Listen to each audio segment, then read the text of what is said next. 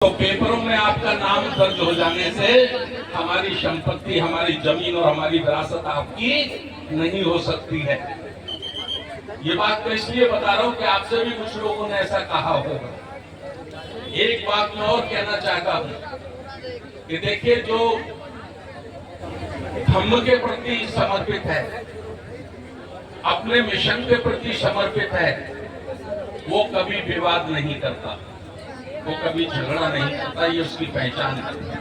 मैं एक उदाहरण से आपको समझाता हूँ।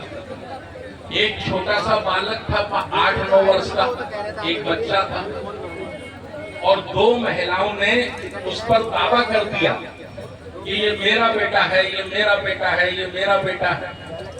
और दोनों महिलाओं ने इतनी ताकत से उसके ऊपर दावा किया कि जो न्याय अधिकारी थे वह भी ये निर्णय नहीं कर पा रहे थे कि ये वाकई किसका बेटा है, असली माँ इसकी कौन है।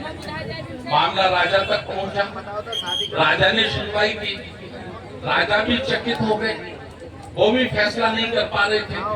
तो उनके राज्य में एक होशियार मंत्री था। उस मंत्री ने राजा से कहा कि मैं महाराज एक सुझाव आपको देता हूँ, दूध का दूध और पानी का पानी हो जाएगा। उन्होंने कान में उनके वो सुझाव दिया। राजा ने कहा ठीक है, यही व्यवस्था करो। तो एक आरा मशीन लगाई गई, जो लकड़ी को चीरने वाली मशीन होती है ना, वो मशीन लगाई गई। और वो मशीन लगाकर राजा ने कहा देखो भाई, आप दोनों कह रही हैं कि ये मेरा बेटा है, मेरा बेटा है, तो हमने ये फैसला लिया है कि हम इसके 2 हिस्से कर देते हैं, 2 टुकड़े कर देते हैं। एक एक टुकड़ा दोनों ले लेना। और जैसे ही आरा मशीन को उस लड़के को बिठाला और मशीन चली, उसमें से एक महिला चिल्लाकर बोली, महाराज ये मेरा बेटा नहीं है, महाराज ये मेरा बेटा नहीं है, ये बेटा इसी को दे दो, ये इसी को दे दो। महाराज ने कहा फैसला हो गया, फैसला हो गया, ये तेरा ही बेटा है। तभी तेरे दिल को दर्द हुआ, तभी तेरी चीख निकली, वरना तेरी चीख नहीं निकलती। समझ पा रहे ना मेरी बात? जो मैं समझाना चाह रहा हूं समझ पा रहे ना? तो इस तरह से आंदोलन चलते हैं। और क्योंकि ये धरना है, मैं बड़ी बातें नहीं कहना चाहता। हमारा इतिहास उठाकर देख लो। हमारे विरोधियों ने, धम्म के विरोधियों ने, बुद्ध के विरोधियों ने हमारे अंदर से ही हमारे लोगों को तैयार करके हमारे साथ विश्वासघात करने का काम किया है। इतिहास इस बात का गवाह है। और बड़ा उदाहरण इस बात का इतिहास में है पुष्यमित्र सुंग।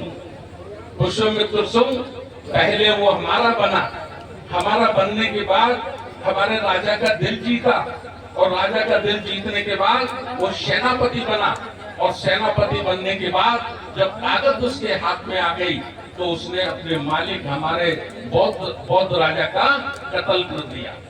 तो मैं ये अपील करना चाहता हूँ, ये निवेदन करना चाहता हूँ कि हमको कामयाब आंदोलन करना है, हमको आंदोलन को मंजिल तक पहुंचाना है।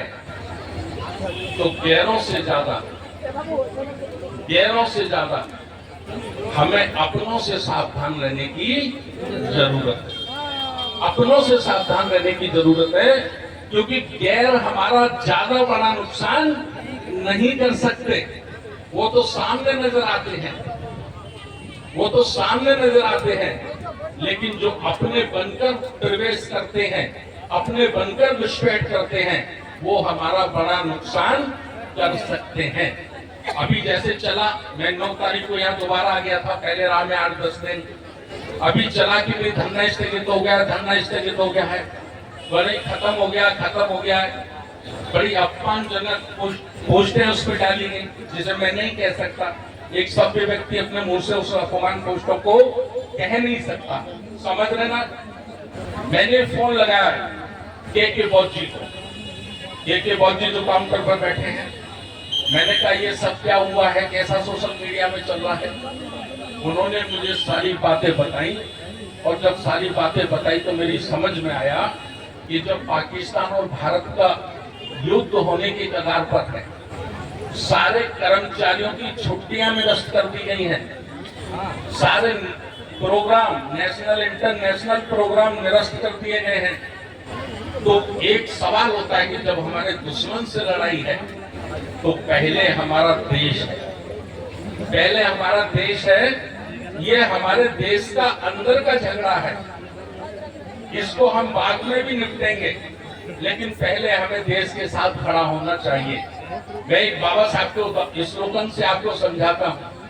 बाबा साहब ने कहा, मुझे बिल्कुल नहीं अच्छा लगता तब कुछ लोग कहते हैं कि मैं पहले हिंदू हूँ बाद में भारतीय हूँ। मुझे बिल्कुल अच्छा नहीं लगता जब कुछ लोग कहते हैं कि मैं पहले मुसलमान हूँ बाद में हिंदू हूँ।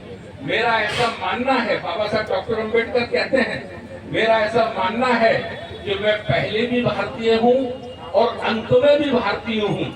मैं भारतीय के सिवा और कुछ नहीं हूँ।